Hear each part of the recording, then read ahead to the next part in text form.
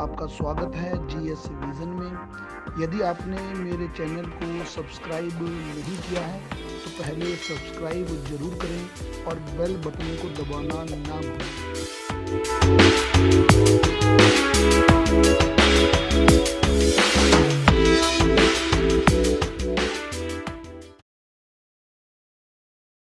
Hello everyone, मैं हूं अरविंदर सिंह। चूँकि आप जानते हैं कि कोरोना वायरस की वजह से अनेक देशों को भारी नुकसान पहुंचा है और सबसे बड़ा नुकसान जो है वो आर्थिक नुकसान पहुंचा है। अनेक देशों की अर्थव्यवस्थाएं जर्जर हो चुकी हैं या जर्जर होने की कगार पे खड़ी हैं। अनेक देशों की अर्थव्यवस्थाओं की वृद्धि दर यानी कि ग्रोथ रेट भी कम हो चुकी है या किसी की ग्रोथ रेट नकारात्मक में आ चुकी है। तो कोरोना वायरस या ऐसी अनेक महामारियों की वजह से किसी भी देश में अनेक आर्थिक समस्याएं आती हैं। वो आर्थिक समस्याएं क्या हैं, उनसे कैसे हम निकल पाएंगे, आज हम चर्चा इसी पे करेंगे। तो मुख्य जो शब्द हैं आर्थिक समस्या जो हैं उसमें पहला स्लो डाउन आता है, फिर कॉन्ट्रैक्शन आता है, फिर रिसेशन आता है, फिर डिप्रेशन आता है, फिर मेल्ट डाउन आता है। अब स्लो डाउन क्या है? स्लो डाउन का मतलब क्या होता है कि जब किसी देश की अर्थव्यवस्था तो बढ़ रही होती है, यानी कि अर्थव्यवस्था में वृद्धि हो रही होती है, लेकिन वृद्धि दर कम हो रही होती है। अगर किसी अर्थव्यवस्था में किसी देश की इकोनॉमी तो इंक्रीज हो रही है, बढ़ रही है, बट इकोनॉमिक ग्रोथ रेट जो है वो डिक्रीज हो रहा है। मुझे पता कि आप ऐसे नहीं समझ पाएंगे, मैं एग्जांपल देता हूं एक। मान लीजिए कि पहले साल जो इकोनॉमी जो जीडीपी थी, मान लीजिए वो 100 रुपया थी। सेकेंड ईयर जो जीडीपी है वो 110 रुपये हो जाती है और जो थर्ड ईयर जो जीडीपी है वो लगभग 115 रुपये हो जाती है, 115 हो जाती है। तो अब देखिए ना कि जीडीपी तो बढ़ी है, 100 से 110 हुई, बड़ी बिल्कुल बड़ी, 110 से 115 हुई, बिल्कुल बड़ी, लेकिन ग्रोथ रेट कम हो रहा है। ग्रोथ रेट कैसे कम हो रहा है? देखिए पहले जीडीपी थी 100, अगले साल 110 हुई, तो बड़ी 10 किस पे बढ़ी? 100 पर, तो गुणा 100 यानी कि 10% बढ़ी। 100 से 110 हुई ना तो 10% बढ़ी ना, 10 बढ़ी, पिछले से कंपेयर करो, इंटू 100 कर दो तो 10% बढ़ी। अब देखो थर्ड ईयर जो है 110 से 115 हुई तो कितनी बढ़ी? 5 बढ़ी। किस पे बढ़ी? 110 पे बढ़ी। गुणा कितना आ गया आपका? 100। 0 से 0 हम कैंसिल कर देंगे तो ये लगभग आपका आ गया 50/11। तो इसकी वैल्यू लगभग आपकी आ जाएगी 4.5%। यानी कि पहले साल से दूसरे साल जो जीडीपी ग्रोथ रेट थी वो 10% थी। बड़ी हर साल है, आगे भी बढ़ रही है। जीडीपी ग्रोथ रेट 10% थी, लेकिन यहां से जो तीसरे साल बढ़ी है तो दूसरे साल से वहां जीडीपी ग्रोथ रेट 4.5% आ गई है। तो पहले ग्रोथ रेट 10% थी, यानी कि हर साल जीडीपी 10% बढ़ रही है। लेकिन अगर जीडीपी ग्रोथ रेट जो है, ग्रोथ रेट जो 10% था, 10% से घट के कितना आ गया? 4.5%। यानी कि जीडीपी तो बढ़ रही है परंतु ग्रोथ रेट कम हो रहा है। इसको बोलते हैं slow down. That is called slow down. तो स्लो डाउन क्या होता है कि पहले जीडीपी बढ़ती है तो ग्रोथ रेट भी बढ़ती है, लेकिन उसके बाद जीडीपी बढ़ रही है परंतु ग्रोथ रेट धीरे धीरे क्या हो रही है? कम हो रही है। उसको हम बोलेंगे स्लो डाउन। तो ये तो था स्लो डाउन, लेकिन यूपीएससी जो है इससे सवाल पूछता है कि स्लो डाउन का जो डायग्राम है वो कैसे बनता है। तो कर्व के फॉर्म में बनता है। वो कर्व के फॉर्म में कैसे बनेगा? मान लीजिए कि ये मैं मान लेता हूं टाइम, जैसे आप टाइम देख रहे थे ना, 1 year, 2 year, 3 year, 4 year, so on, 1 2 3 4 5 6 7, और ये मान लेता हूं मैं इधर है ग्रोथ रेट, दिस वन। तो देखिए पहले टाइम बढ़ेगा, यानी कि एक साल से दूसरा साल आएगा तो ग्रोथ रेट भी बढ़ रही है। तो अगर टाइम बढ़ा, ग्रोथ रेट ना बढ़े तो इधर चलेंगे। ग्रोथ रेट बढ़ रही, टाइम नहीं बढ़ रहा तो इधर चलेंगे। लेकिन दोनों ही बढ़ रहे हैं तो ऐसे चलेंगे। टाइम बढ़ रहा, ग्रोथ रेट भी बढ़ रही है, तो कुछ यूं बनेगा डायग्राम। बढ़ा, टाइम बढ़ा, ग्रोथ रेट बढ़ रही है, टाइम बढ़ा, ग्रोथ रेट बढ़ रही है। लेकिन जब स्लो डाउन हो जाएगा तो टाइम तो बढ़ेगा, यानी कि साल भर साल तो बढ़ेंगे, परंतु ग्रोथ रेट कम हो जाएगी, यानी कि मैं इसको धीरे धीरे नीचे लाना शुरू कर दूंगा। ये तो पहले टाइम बढ़ रहा था, ग्रोथ रेट भी बढ़ रही थी, लेकिन जैसे ही स्लो डाउन आया, स्लो डाउन आने के बाद क्या हुआ कि टाइम बढ़ रहा है लेकिन ग्रोथ रेट धीरे धीरे क्या होगी, कम होना शुरू हो जाती है। इसे बोलते हैं स्लो डाउन। तो स्लो डाउन एक लाइन में क्या है कि जब किसी अर्थव्यवस्था में अर्थव्यवस्था तो यानी कि जीडीपी तो बढ़ती है, जीडीपी बढ़ती है, परंतु जीडीपी ग्रोथ रेट जो है, वृद्धि दर कम हो जाती है। यानी कि पहले 10 था, फिर 6 आ गया, फिर 4 आ गया, फिर 3 आ गया, सो ऑन। इसे हम बोलते हैं स्लो डाउन। बहुत बड़ी बात नहीं है, स्लो डाउन आ जाता है कभी कभार। कभी मानसून लेट हो गया, स्लो डाउन आ गया, कभी कोई विदेशी आक्रमण हो गया तो स्लो डाउन आ गया, तो that is not a big deal, कोई बड़ी बात नहीं है, इसे आराम से ओवर भी सकते हैं आप लोग। अगला है कॉन्ट्रैक्शन। अब कॉन्ट्रैक्शन क्या होता है, देखिए एक साल में 12 महीने होते हैं और जो 12 महीने में से जो 3 माह होते हैं, 3 माह, उसको हम बोलते हैं एक क्वार्टर, त्रैमासिक, यानी कि इसको हम बोलते हैं एक क्वार्टर बोलते हैं। तो अगर किसी वित्तीय वर्ष में, अगर किसी फाइनेंशियल ईयर में, आपको पता है कि फाइनेंशियल ईयर 1 अप्रैल से 31 मार्च तक है, अगर किसी फाइनेंशियल ईयर में किसी एक क्वार्टर में जीडीपी ग्रोथ रेट जो है आपकी, अगर जीडीपी ग्रोथ रेट निगेटिव हो जाए, देखिए स्लो डाउन में जीडीपी बढ़ रहा था, ग्रोथ रेट डिक्रीज हो रहा था, 10, 8, 6, 4, 3, 2, लेकिन अभी पॉजिटिव है। लेकिन वो ये बोल रहा है कि अगर किसी फाइनेंशियल ईयर में किसी एक क्वार्टर में, यानी कि किसी एक त्रैमासिक समय में अगर ग्रोथ रेट निगेटिव हो जाए तो उसको हम बोलते हैं कॉन्ट्रैक्शन आ गया। जैसे माना कि जीडीपी थी 100, अगले साल हो गई 97, तो बड़ी घट गई है, कितना, 3% घट गई है, -3 हो गया ना, -3%। तो अगर किसी एक क्वार्टर में जीडीपी ग्रोथ रेट निगेटिव हो जाती है तो हम बोलते हैं कॉन्ट्रैक्शन। रिसेशन कॉन्ट्रैक्शन के बाद आता है। रिसेशन क्या होता है, यदि कम से कम 2 क्वार्टर या इससे अधिक टाइम में, अगर 2 क्वार्टर या इससे अधिक समय में जीडीपी ग्रोथ रेट निगेटिव हो जाती है तो उसको हम बोलते हैं रिसेशन। तो अगर किसी वित्तीय वर्ष में किसी एक त्रैमासिक समय में, यानी कि एक क्वार्टर में जीडीपी ग्रोथ रेट नेगेटिव हो जाए तो उसको कॉन्ट्रैक्शन बोलते हैं। कोई बात नहीं, उभर के आ जाएंगे, इससे कोई दिक्कत नहीं है। रिसेशन क्या होता है कि जब 2 या 2 से अधिक क्वार्टर में लगातार जीडीपी ग्रोथ रेट जो है वो नेगेटिव हो जाए तो उसको हम बोलते हैं रिसेशन। ये थोड़ी बड़ी समस्या है, मतलब आपके देश में पिछले 6 महीने 9 महीने से जीडीपी ग्रोथ रेट नेगेटिव है, तो मतलब बेरोजगारी बढ़ रही है, बहुत बड़ी समस्या हो सकती है। लेकिन बड़ी समस्या है डिप्रेशन। अब डिप्रेशन क्या होता है, अगर किसी इकोनॉमी में रिसेशन की स्थिति यथावत रहे, यानी कि रिसेशन बना रहे, कंटिन्यू रहे, उससे बोलते हैं डिप्रेशन। अर्थात अगर किसी इकोनॉमी में लगातार कोई इकोनॉमी निगेटिव कई पिछले समय से, कई पिछले क्वार्टर से लगातार निगेटिव ग्रोथ रेट जारी है तो उसको हम बोलते हैं क्या, depression. Depression, growth rate negative है, तो मतलब साफ है कि ग्रोथ रेट नेगेटिव होने पर मांग बढ़ती नहीं है, मांग घटती जाती है। मांग घटेगी, मांग घटने के बाद उत्पादन भी घटेगा। उत्पादन घटेगा तो भैया जितना लोग हमारी फैक्ट्री में काम पर लगे हुए हैं उनको निकालना पड़ेगा, अधिकतर लोगों को। तो मतलब नौकरियां भी कम होंगी, नौकरी भी जाएगी। नौकरी गई तो क्या बढ़ेगी, बेरोजगारी बढ़ेगी।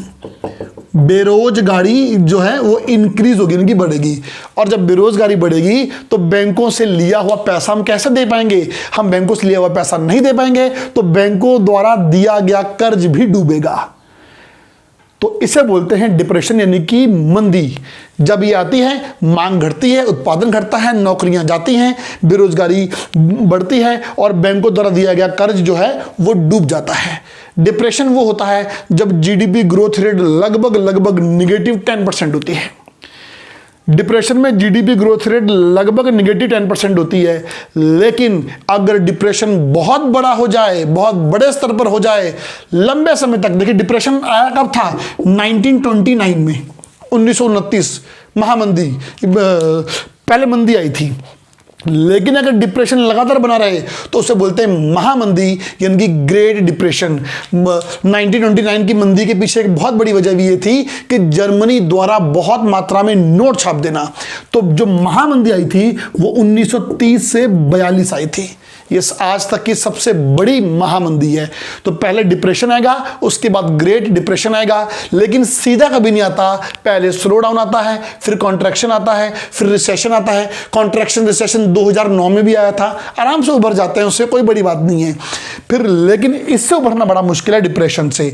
डिप्रेशन जब रिसेशन लगातार बना रहता है, मांग घटती है, उत्पादन घटेगा, नौकरियां जाएगी, बेरोजगारी बढ़ेगी, पेट पालने के लिए अब हमें कुछ करना पड़ेगा, हम चोरी करेंगे, प्राकृतिक संसाधनों को नुकसान पहुंचा सकते हैं, वट एवर जो भी हो। तो वो अब इंसान मजबूर है अपना पेट पालने के लिए।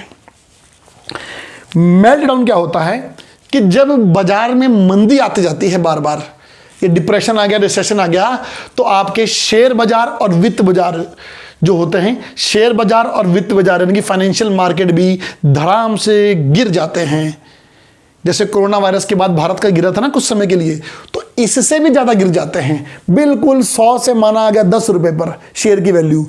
जब मंदी की वजह से आपके शेयर बाजार और वित्त बाजार गिर जाते हैं तो उसको हम बोलते हैं मेल्ट डाउन बोलते हैं। तो ये हैं जी अर्थव्यवस्था में आने वाली आर्थिक समस्याएं। तो ये आर्थिक समस्याएं आ सकती हैं और पहले स्लो डाउन आएगा, इंडिया भी स्लो डाउन में है, फिर कॉन्ट्रैक्शन भी आ सकता है। अब वो तो जब जीडीपी काउंटिंग देखेंगे, ये जो लॉकडाउन किया है उत्पादन कहाँ हुआ, उसमें तो ग्रोथ रेट तो हुई नहीं। और अगर इस क्वार्टर को काउंट करेंगे, अगर नेगेटिव में आ गया तो इंडिया कॉन्ट्रैक्शन में आ जाएगा। और अगर इसके बाद ये लगातार बना रहेगा लॉकडाउन तो हम रिसेशन में आ जाएंगे। तो मैं तो दुआ करूंगा कि भैया डिप्रेशन में ना आए। डिप्रेशन में आ गए तो बड़ी समस्या का सामना करना पड़ सकता है। ये तो था कि अर्थव्यवस्था में क्या होगा और मतलब अर्थव्यवस्था में क्या क्या समस्याएं आ सकती हैं। अगर इन समस्याओं से निकलना है तो क्या करें? तो इन समस्याओं से निकलने के लिए सरकार को एक पैकेज लेके आना पड़ता है, उसका नाम है स्टिमुलस पैकेज। Stimulus package. अब देखिए स्टिमुलस पैक क्या होता है, स्टिमुलस पैकेज क्या होता है। स्टिमुलस पैकेज जो है, जब अर्थव्यवस्था में बहुत बड़ी मंदी आती है तो उसके बाद स्टिमुलस पैकेज लाया जाता है। स्टिमुलस पैकेज में दो तरीके की नीतियां होती हैं, 2 टाइप ऑफ पॉलिसीज। पहली होती हैं मौद्रिक नीतियां, इसे बोलते हैं मॉनिटरी पॉलिसीज, और दूसरी होती हैं राजकोषीय नीतियां, इसको बोलते हैं फिस्कल पॉलिसीज। एक तो होती मौद्रिक नीतियां और एक होती राजकोषीय नीतियां। अब मौद्रिक नीतियां कौन लाता है भारत में? आरबीआई लेके आता है, रिजर्व बैंक ऑफ इंडिया। राजकोषीय नीति जो है वो भारत सरकार यानी कि इंडियन गवर्नमेंट लेके आती है। अब अगर मैं इसको समझाने लग गया तो ये बहुत सारे लोगों के ऊपर से निकल जाएगा, क्योंकि उससे पहले आपको बैंकिंग पढ़नी पड़ेगी और बजट पढ़ना पड़ेगा। थोड़ा थोड़ा बता देता हूं मैं इसमें। मौद्रिक नीतियों में क्या करे, आरबीआई लेके आएगा, 2 मेन काम करने पड़ते हैं। पहला, ब्याज दरें घटानी पड़ती हैं, जो इंटरेस्ट रेट है ना उसको घटाएं। ब्याज दर मतलब हाउसिंग लोन पे इंटरेस्ट रेट घटाएं, बिजनेस लोन पर इंटरेस्ट रेट घटाएं। अरे भाई, जब इंटरेस्ट रेट कम होगा तभी तो जो लोग हैं वो ब्याज देने के लिए प्रोत्साहित होंगे, मोटिवेट होंगे। तो पहली बात तो ब्याज दरें घटाएं। जैसे कि आपने देखा होगा कि अभी लगभग 4-5 दिन पहले रेपो रेट कम किया गया है। रेपो रेट को 3.75% पर ले आए हैं, क्योंकि अगर रेपो रेट घटेगा ना तो सारी ब्याज दर अपने आप घटेगी।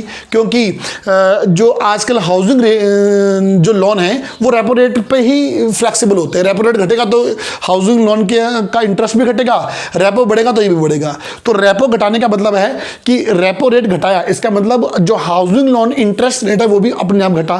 तो मतलब तो मौद्रिक पॉलिसी में क्या करें, ब्याज दरें घटाएं। दूसरा क्या करे आरबीआई, तरलता बढ़ाए। तरलता बोले तो लिक्विडिटी बढ़ाए। अब लिक्विडिटी कैसे बढ़ाए? लिक्विडिटी बढ़ाए मतलब बाजार में ज्यादा से ज्यादा पैसा उतारे, ज्यादा से ज्यादा पैसा उतारे। अब आरबीआई के पास पैसा कहां से है?